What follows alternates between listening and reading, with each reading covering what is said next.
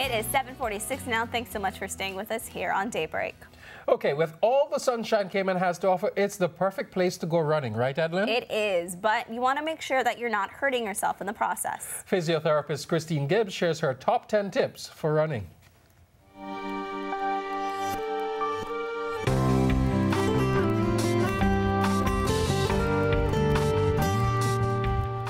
Good morning. I'm Christine Gibbs from A Step Ahead Physiotherapy in Governor Square. Thank you for joining me for another segment of Staying a Step Ahead. One of my favorite things to do is run. For me, running makes everything better. It helps clear my head, keeps my heart, muscles, and joints healthy, and allows me to have that extra scoop of Ben & Jerry's fish food ice cream. This month, I'm going to share with you my top 10 running tips. I am not a running coach, so these tips are not meant to make you faster. I'm a physiotherapist, so these tips are meant to keep you safe, injury-free, and enjoy your runs. Number 1 is safety. One of my biggest peeves with runners is that many of you do not do enough to keep yourself safe. Whether it's morning or night, if it's dark, wear reflective gear. I wear this vest every time I run, but it's only good if the car's lights are on. So wear flashers. I have one of these on the front and the back, and this one goes on my shoe. I look like a Christmas tree going down the road, but better safe than sorry. And always run facing traffic. Do not put unwarranted trust in the drivers seeing you. Drivers are distracted these days, so be alert. And lastly, carry ID. I wear a road ID on my shoe. It has vital medical information and contact details in case of an emergency. Number 2, hydration and fueling. Your performance will significantly decline if you do not stay well hydrated and fueled. Staying hydrated is vital here. Be sure you're drinking enough and not just water. You need to replace lost electrolytes as well. Also, for you long-distance runners, be sure to fuel your run. I recommend supplementing for anything longer than an hour. A car will not work without fuel, therefore you cannot expect your body to perform without it either. Number 3, core is huge, and it's not just about having a pretty six-pack of abs. Your core also includes your pelvis musculature. You need a stable pelvis for your swing leg to function properly.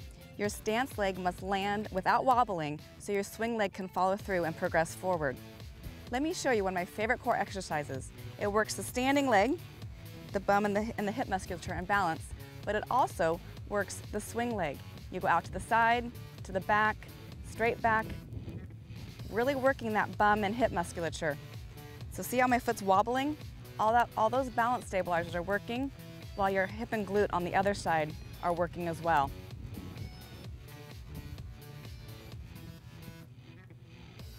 Number 4, footwear. Feet are the foundation for your body. You need a good stable base on which to land and push off.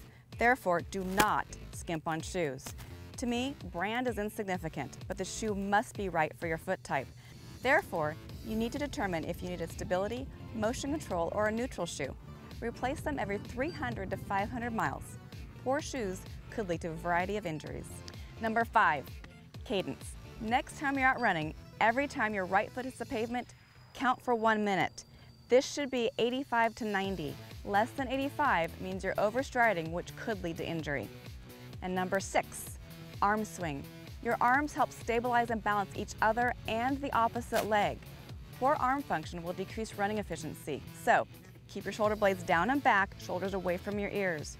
Keep your arms close to your trunk and elbows at about 90 degrees. Drive forward and back, not side to side. You want forward progression.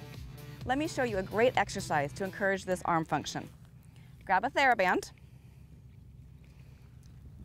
attach it about armpit height, chest height, shoulders down and back, away from your ears, pull back and squeeze, really focusing on your shoulder blades. Pull back and squeeze. This will really help initiate proper shoulder function for your arm swing during running. Number 7, one of my favorite leg strengthening exercises for runners is a lunge. It really challenges the muscles you use for running in a functional way. So start with a static lunge. Get something to balance with, nice wide stance, and just go up and down. Do not let your front knee go over your toes, and your back knee should just drop straight down, just up and down. Then, once this gets too easy, progress to a walking lunge. Do not do this too soon, or you'll be collapsing in like this. You really want the stability before you start a lunge. Walk out, drop down, progress forward.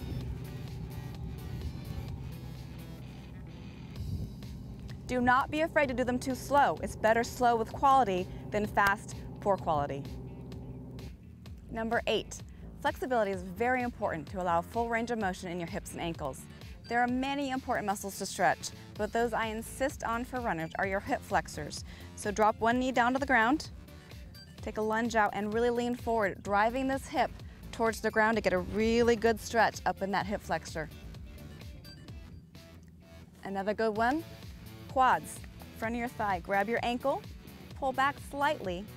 You'll get a really nice stretch to the front of your thigh. And your hamstrings. I recommend putting your heel up on a chair, but for location purposes, on this rock, bend your knee slightly, lean forward, really getting a good stretch through the back of your hamstring. Make sure you do not lock your knee out. Get a good stretch to the back of your thigh. For calves, find something to put your toe up on. Rock will work fine. Stair at home. Drop your heel down. Get a really good stretch to the back of your calf. And lastly, your IT band. It's a very hard area to target. It's on the outside of your hip. I can get it by just shoving my hips out to the side. Some people need to cross their ankles, lean out. As long as you get a stretch through that outer hip and thigh, you're getting your IT band. Now, be sure to hold each stretch for 30 seconds or don't even bother. Number 9, too much too soon. Increase your mileage slowly. I recommend walk-run intervals for beginners. Follow a training program appropriate for your level of fitness and stick with it. And number 10, rest days. You cannot underestimate the value of rest. Even if you're feeling good and do not have any pain at the moment, you need rest days to keep it that way. Your body needs rest to recover from the demands you put on it. You cannot run every day and expect your body to perform at its best come race day. I hope these 10 tips have been helpful to either encourage you to start running and see what the buzz is all about, or to keep you running injury-free.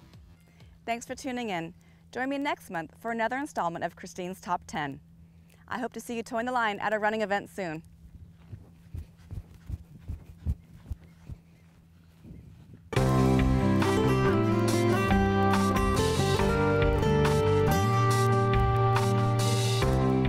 So if you'd like to get in touch with Christine or the team at Step Ahead Physiotherapy, just give them a call, 745-ASAP. That's 745-2727. You can also send them an email to info@astepaheadphysio.com. Visit their website, that's www.stepaheadphysio.com, or stop by their offices at Governor Square. Yes, indeed.